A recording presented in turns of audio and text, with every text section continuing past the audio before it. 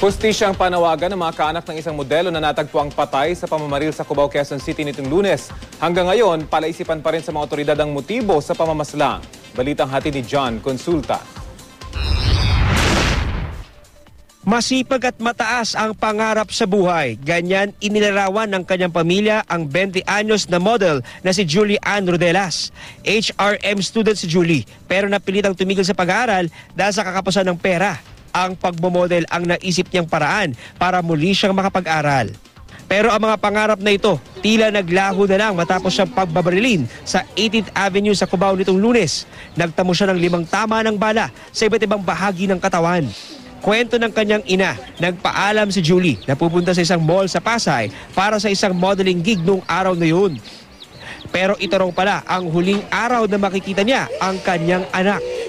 Sabi nila, tingnan daw namin sa cellphone. Kasi mayroon daw nakagalit na kapwa model. Yun lang, wala akong wala na akong... Kapwa model lang? Oo, kapwa model daw.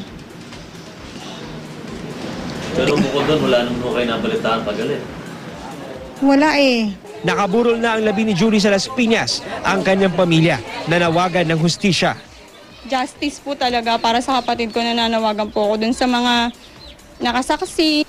Lumantad po kayo sa pulisya, sabihin niyo po kung anong nakita niyo para po magkaroon po ng hustisya yung kapatid ko.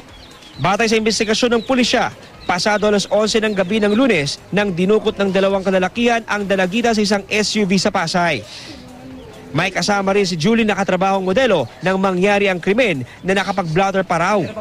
Pero palaisipan pa rin sa mga investigador kung ano ang motibo sa likod ng krimen. Gayong wala namang kinuwang gamit ang mga sospek kay Julie.